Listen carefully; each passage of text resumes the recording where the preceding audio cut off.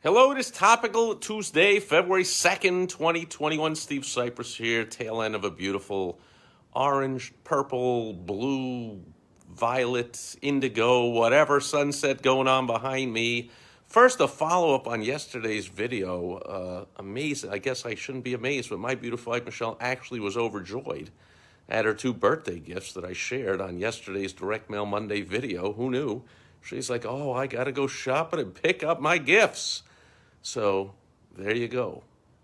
Even more proof of, I think, was the title of the video that it works. Okay, another follow-up to last Tuesday where all these shenanigans going on with this GameStop and the short squeeze and the hedge funds. I talked about a Thursday on Throwback Thursday to my time, about 9 months I spent about 20 years ago as an options trader on the CBOE, the Chicago Board Options Exchange. And reminded me one thing I forgot to point out, that all of us in the pit, we always watched for the big movers and shakers to come in. We knew who the brokers were from the big firms, all the big money, these hedge funds and the big banks coming in to move the market with their big orders. And that was really, so that's what they did. We knew that they would come in if they were buying. Immediately, all the bids, stock prices would go up. If they were selling, it would all go down. So that's just how the game is played. All the big boys, the big money, always moves the market, and they're the big gorilla in the room, and it's just great to see, although there's lots of turbulence going on now. The little guys ganging up to become like the big guy, even though all the establishment pushes back and the little guys can't do that. It's only the big giants that move the market. We got to regulate and put an end to that, and all this kind of nonsense. So you saw it with Brexit, you saw it with the Trump thing, now you see it with the Reddit group. Like, there's a movement against the establishment in the last 5 years or so, and I just think it's just getting started. But to today's topic, you might have heard the news just came down a few hours ago. Jeff Bezos announced that I think in the third quarter of this year, he's going to be stepping down as the CEO of the company he founded about 26 years ago in 1995, Amazon, the largest retailer in the history of the world. Bezos, if not for his divorce, would be the richest person in the history of the world. I think he's going back and forth with Elon Musk for 1 and 2, but Bezos says he has more energy than ever. It's not like he's retiring to go sit on a beach and sip drinks with umbrellas in them or anything. He's going to devote more time to things that he really loves, like his foundations and his newspaper and that kind of stuff. But it brought to mind the lesson of the day. You hear this a lot, oh, my business is my baby. And I'm here to tell you, in case you haven't heard it before, you just don't get it, your business is not your baby. Your baby is your baby. If you have kids, they're your kids. They're your kids forever, no matter what happens, even no matter what happens in your wedding, even if there's a divorce or whatever, your kids are your kids. Your actual baby is your actual baby forever. Your business is not your business forever. That's not the point of a business. I had a wise mentor taught me decades ago, the only reason to start a business is to sell a business. Okay? You don't get attached to your business. I have started and partnered up and been a part of dozens and dozens and dozens of businesses. I'm not married to any one of them.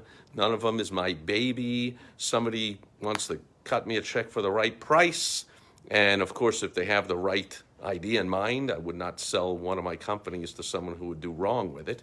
But you understand, I'm ready to enter any business, to exit any business, to buy any business, sell any business, start any business, end any business at any time. That's the viewpoint, that's the attitude of the top entrepreneurs. So you don't want to be stuck in this, oh, but my business is my baby. You see this a lot since the great shutdown began, the biggest mistake Trump ever made in his life, ordering that shutdown, that 2-week shutdown. The kids still can't go back to school, and therefore the family, the dual income family, only has one income, and the whole rippling effect and all the increased abuse and suicides and bankruptcies and all that kind of stuff. But ever since that began, you see many businesses that made a change. changed with the times. You might have gone to my website, profitfromchaos.com. Sure, pretty sure it's still up. And I put out a free report right when the great shutdown began, almost a year ago now, called How to Profit from Chaos. Still appropriate today, but it was not fight and argue and go to court and stubbornly do anything you can to keep running your business the same way you always had. Fight with the governor, fight with the regulatory agencies to keep running your business the way it's always been done. That's not it. That's for the people who think, oh, well, my business is my baby. This is my baby. I can't give this up, and I can't give up on running my gym or my nail salon or my restaurant or whatever business it is that the government has shut down, and you're stubbornly clinging to that model and that business. You got to get out of that. If you need any more role model than the most successful, at least in financial terms, entrepreneur of all time, who started the largest retail store of all time, talk about the great shutdown. Amazon released record sales, record profits, tore past all the experts' benchmarks, the expectations when they announced their profits and their revenue, which I think they announced today or yesterday or something. Well, of course, when the government is shutting down all kinds of small businesses and telling people to stay home, of course, Amazon, with their shop with a click and it's delivered to your house the next day or two, going through the roof. And so if that guy can step down from that business and say, I'm moving on, he's staying on as an executive something or whatever, he'll still have some input into it, but he's stepping down from the day-to-day operation of that business he built from when it was just himself to biggest retailer of all time. If he can step down from that and move on to other things and realize Amazon, he doesn't say, but that's my baby. I'm in love with it. I'm stuck with it forever. That's part of me. No. Okay, so the next time you think, but my business is my baby, think about Jeff Bezos and many, many, many, many other entrepreneurs that have stepped away from businesses they started, they built, not their baby, your business, not your baby. Wrong attitude. It'll keep you stuck and keep you grounded, and it won't have you flying as high and growing as well as you want to grow. That's today's lesson from the news about Jeff Bezos stepping down as the CEO of Amazon. And that'll do it for Topical Tuesday. Great sunset behind me, huh? I will catch you tomorrow on World Wide Web Wednesday. All kinds of stuff going on in the World Wide Web these days. I will bring you a business lesson based on something going on with it tomorrow. I hope you catch me then. Over and out. Bye-bye.